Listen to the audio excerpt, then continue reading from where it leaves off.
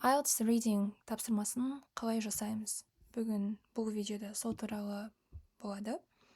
Жалпы IELTS readingте бірнеше тапсырма түрлері бар. Олардың барлығын бір ретке келтірген кезде осындай бізде категориялар шығады. Яғни олар бізде true, false, not given сұрақтары, yes, no, not given сұрақтары. Олар бір-біріне өте ұқсас. Айырмашылығы true, false, not given ол фактілер жайында болса, yes, no, not given ол автордың ойы жайлы болады сұрақтар. Және де шатаспау керек, жауап жазған кезде yes, no, not given сұрақтары болса, онда yes, no деп жауап беру керек. True, false деп жазсаңыз, ол қате болып есептелінеді. Және бізде matching сұрақтар бар, сәйкестендіру. Олар бірнеше түрге бөлінеді. Matching sentence endings, matching information to texts or paragraphs, matching headings to paragraphs, matching information to categories. Олардың барлығын бір топта қарастырсақ болады. Ұқсас олардың жалпы тактикалары. Және де multiple choice бізде варианттар беріледі, A, B, C, D. Содан бір жауапты. Оның өзі екіге бөлінеді, үшке. Бір жауап дұрыс, немесе екі дұрыс жауапты, немесе тіпті үш дұрыс жауапты болып келеді. Оны нұсқалықта жазып қояды. Choose one letter, немесе choose two options деген сияқты. Short answer, қысқа жауап, сұрақ беріледі, оған қысқа жауап берілу керек. Екі немесе үш сөзден құралған жауап. Және бізде completion тапсырмалары. Яғни бізге текст беріледі, мәтін беріледі, оның өздері бөлінеді. Note completion болып, summary completion өзі екіге бөлінеді. With a list and without a list. Sentence completion, table completion, flowchart completion and diagram labeling. Бұл видеода біз осылардың әрқайсысын қараймыз және қалай оларды орындау керектігі жайлы. Бірінші, true, false, not given. Бізде нені есте сақтауымыз керек? Бірінші, біз бірден сұраққа барамыз. Бізде 1 сағат беріледі. 1 сағат бар, 60 сұрақ. 40 сұрақ. 1 сағат 40 сұрақ, 3 текст. Әр текстке 13-14 сұрақтан. Бізде уақыт жоқ. Егер бөлетін болсаңыз, 60 минутты 40-қа, онда 1,5 минуттан беріледі әрбір сұраққа. Егер бір сұрақта 2 минуттан көп отырсаңыз, бірден келесі сұраққа көшіңіз, себебі бір сұраққа кеткен уақытты сіз басқа бірнеше сұрақ жауап беріп, көбірек ұпай алуыңыз мүмкін. Сондықтан біз бірінші сұрақтарды оқимыз. Және сол сұрақтардан біз keywords, яғни кілт сөздерді белгілеп аламыз. Және сол сөздерді біз тексттен табамыз. Ол кілт сөздер әртүрлі болып келеді. Есімдер болуы мүмкін, жылдар болуы мүмкін. Олар тез табылады тексттен. Бірақ кейде олар басқа сөздер болып келеді, қарапайым сөздер. Ол сөздер енді текстте бірдей болып берілмейді. Оның сіздер сол мағынаға сәйкес сөздермен сәйкестендіресіздер. Және сол бөлікті тапқан кезде тексттен сол жерді мұқият оқимыз. Яғни оны табу үшін біз текстті сканерлейміз. Яғни 3 түрлі оқу жолы бар. Ол skimming, яғни тезірек оқып көз жүгіртіп шығу, scanning, сканерлеп оқу, яғни бір сөзді іздеу үшін көз жүгіртіп шығу, және де thorough reading, яғни мұқият оқу. Мұқият оқуды біз қолданамыз. Осы жерде жаңағыдай көз жүгіртіп сканерлеп сөзіміз тапқаннан кейін сол жерді мұқият оқимыз. Be aware of qualifying words. Яғни бізде сұрақта именно true, false, not givenде осындай сөздер болады. Some, all, minor, яғни олар мәтіндер сәйкес келеді, бірақ біздің сұрағымызда бір кішкене айырмашылық болуы мүмкін осы сөздермен. Some, бірнеше, all, барлығы деп, немесе minor, major деген. Егер де сіз тексттен бұндай сөздер таппасаңыз, мөлшерін көрсететін, қаншалықты екендігін көрсететін, онда ол көбінесе берілмеген болады жауап. Соған абай боламыз. Осы жерде трюк біздегі тапсырмада. If the sentence from the question match the meaning of the sentence from the text, then choose true.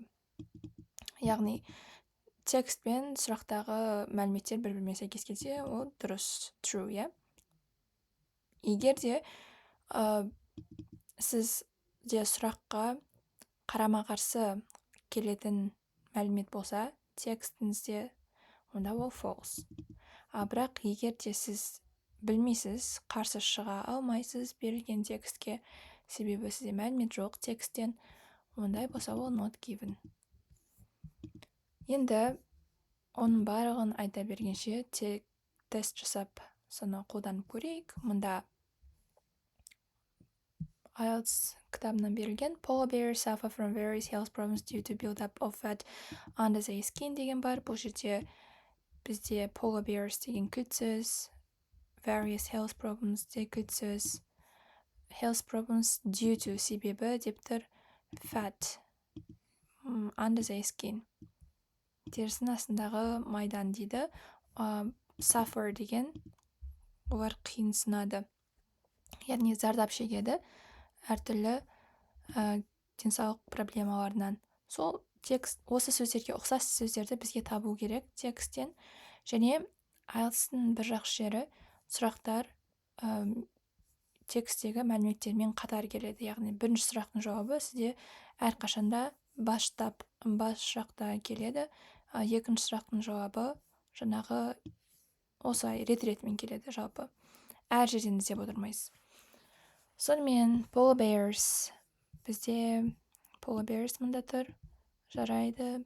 Бүкіл текст polar bears жайлы жалпы. Енді бұл жерде fat деген сөз бар, мінекей. Fat underneath the skin. Ол fat under the skin дегенмен тура келеді. Және ары қарай оқысақ, бұл жерде біз diabetes and heart disease деген сөздерді көреміз. Бұлар бізде health problems, денсаулық проблемаларынан басқаша атауы, яғни диабет және жүрек аурулары ол денсаулық проблемалары жалпы бұлай сөзбен айтқанда. Мінекей осылай біз сәйкестендіру жасаймыз, енді оқимыз. One reason for this is that they have up to 11 centimeters of fat under the nasal skin. The humans with comparative levels of adipose tissue would be considered obese and would be likely to suffer from diabetes and heart disease. Бұл жерде назар аударыңыздар, humans деп тұр, мұнда polar bears деп тұр. Яғни мұнда айтады, сонымен suffer, адамдар зардап шегеді деп тұр бұдан. Бірақ келесі сөйлемді оқимыз. Yet деген ол бізде все же деген сөз. Все же polar bear аюлар, олар experiences no such consequences. Яғни ондай ешқандай последствиялар олар шекпейді дейді. Демек, бұл қарама-қарсы шығып тұр. Мұнда зардап шегеді десе, мұнда олар ондай мүлдем зардап шекпейді деп тұр. Демек, ол false, қарама-қарсы. Келесі. The study done by Leo and his colleagues compared different groups of polar bears. Мұнда Leo, his colleagues деп тұр. Және олар не істеді? Compared, іс-әрекет те кілт сөз бола алады. Және де нені? Polar bears, different groups of polar bears. Енді қараймыз. Leo and colleagues таптық. Compared таптық. Polar bears жарайды. Енді оқиық осыны. They compared the genetic structure of polar bears with that of their closest relatives from a warmer climate, the brown bears. Яғни, бұл жерде айтып тұр, олар салыстырды полярный аюларды қоңыр аюлармен дейді. Мына жерде жазған, олар салыстырды полярный аюлардың группаларын. Енді қараңыздар, қоңыр аюлар, олар полярный аюлардың группасына жатпайды, бөлек, демек ол false. Leo and colleagues were the first researchers to compare polar bears and brown bears genetically.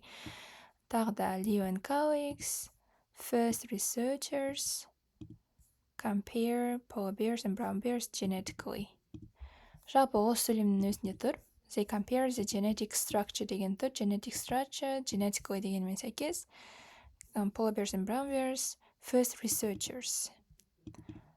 Енді қалай ойлайсыздар? Бұл true, false, or not given? True деп айтуыңыз мүмкін, себебі олар тексерді. Бірақ бұл текстте бізде айтылмайды. Олар алғашқы болды деген, first. Сол себепті біз not given дейміз. Бізде себебі мұнда мүлдем олар бірінші болды, немесе жоқ, олар бірінші болмады, немесе мына кісілерден кейін олар болды деген сияқты мүлдем бұны кері қайтаратын, немесе растайтын мәлімет жоқ, сондықтан not given. Polar bears are able to control their levels of bad cholesterol by genetic means. олай болса, polar bears control bad cholesterol by genetic means. Окей? Енді қарайық. Мұнда жазылған bad cholesterol табылды. Окей, polar bears had a gene, яғни genetic means, типа ген, дұрыс келеді. Which reduces levels. Мұнда controls levels деп тұр, иә? Деңгейін азайтады деп тұр сөйлемде, мұнда деңгейін контроль жасайды, бақылайды. Екеуі қарап тұрсаңыздар бірдей мағынада. Бақылау деген сол азайту. Азайтудың өзі бақылау. Демек true. Келесі, female polar bears are able to survive for about 6 months without food. Survive 6 months without food. Олай болса, female polar bears мұнда. Және олардың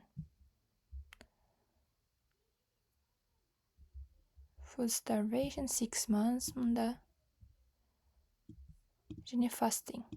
Fasting деген ораза ұстау. Жалпы тамақсыз деген сөз. Тамақсыз олар survive, аман қалады дейді. Сонымен мұнда жазылған female polar bears, however, undergo extreme conditions during every pregnancy. Once autumn comes around, these females will dig maternity dens in the snow and will remain there throughout the winter, both before and after the birth of their cubs. This process results in about 6 months of fasting, where the female bears have to keep themselves and their cubs alive, depleting their own calcium and caloric reserves. Despite this, their bones remain strong and dense. Яғни олар аман қалады екен, 6 ай бойы тамақсыз. Дұрыс. It was found that the bones of female polar bears were very weak when they came out of their dens in spring. Яғни сүйегі олардың болады әлсіз when they came out of their dens in spring. Көктемде шыққан кезде өздерінің індерінен. So here we have that in their dens, built their den, started another 6 months later when they finally emerged from the den. Яғни emerging пайда болу, індерінен пайда болған кезде there was no evidence, ешқандай белгісі болмады, significant loss of bone density, яғни сүйек қалыңдығының жоғалуы, ешқандай белгілері болмады. Сондай-ақ біз мұнда оқыдық, their bones remain, олардың сүйектері қалады, остаться, мықты әрі қалың деп тұр. Демек ол weak дегенге мүлдем қарама-қарсы сөз, weak әлсіз, сонымен false. The polar bear's mechanism for increasing bone density could also be used by people one day. Сонда mechanism increasing bone density could also be used by people. Mechanism мұнда тұр, bone remodeling, яғни ол жаңағы increasing bone density дегенге сәйкес. Can be understood. Many bedridden humans, astronauts could potentially benefit. Benefit деген пайдасын көру. Пайдасын көрер еді деп текстте жаздыр, мұнда қолданылар еді. Қолданыла алар еді. Адамдар қолдана алатын еді деген сияқты сөйлем. Екеуі мағынасы бірдей, сондықтан true. Олай болса submit жасап тексеріп көрейік жауаптарымызды. True false'ге барлығы дұрыс. Сонда жаңағы жасаған біздің тактика осындай. Сіздер де қолданып көріңіздер әрбір тестке. Сіздер де жақсы балл жинайтындарыңызға сенімдімін. Okay, then we will do the next type of reading questions is gap filling tasks.